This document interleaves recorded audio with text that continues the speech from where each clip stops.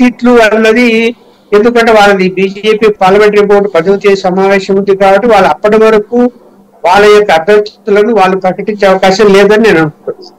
వీళ్ళు ప్రకటించుకోవచ్చు. అయితే సీట్లు ఫిక్స్ అయిపోయాయి,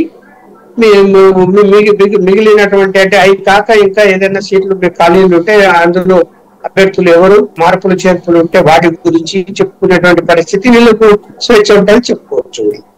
పవన్ కళ్యాణ్ గారి దగ్గర నుంచి కూడా 24 సీట్లలో కూడా కొన్ని సీట్లు బీజేపీ అడిగినట్లు కూడా సమాచారం ఉంది.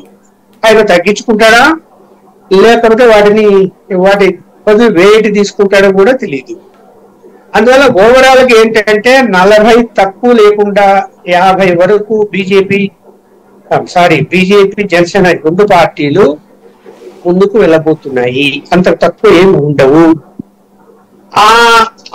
అలాగే 8 నుంచి 10 ఎట్టి పరిస్థితుల్లో పార్లమెంట్ సీట్లు ఉంటాయి.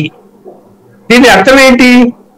ఫ్యూచర్ లో అధికారంలోకి వచ్చినా రాకపోయినా తెలుగుదేశం పార్టీని బలహీనపరచడమే ధ్యేయం. అంతకుమించి వేరే ఏమి నాకైతే కనపడలేదు. ఖచ్చితంగా అదే జరుగుతుంది ఆందోళనతో అని కదా చంద్రబాబు నాయుడు ఉన్నాడు. ఇప్పుడు అంతకంటే ఆందోళన ఇప్పుడు ఆయనకి ఏంటంటే అసలు ముందు ఎన్నికల్లో ఎదుర్కొంటామా జగన్మోహన్ రెడ్డి గారిని? పవన్ కళ్యాణ్ అయితే చేతులు ఎత్తేసాడు, నా వల్ల కాదని, నువ్వు చూసుకోవాల్సింది అన్నాడు ఆయన చంద్రబాబు నాయుడు గారు.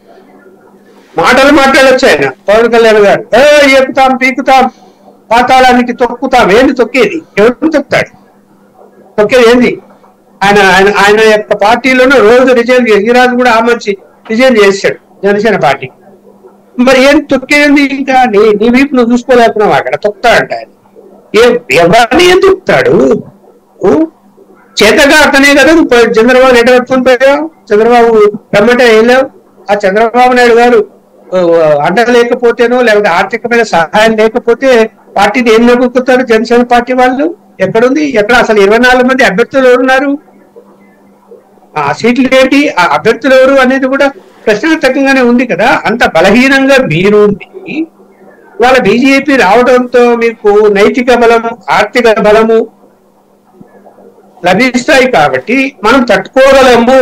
జగన్మోహన్ రెడ్డి గారితో బీజేపీ తోడు ఉంటే లేకపోతే మన వల్ల కాదనే నిర్ణయానికి వచ్చి ఆలోచించి నెల రోజుల తర్వాత ఇప్పుడు వెళ్ళి అక్కడ నమస్కారం పెట్టి కూర్చున్నాం.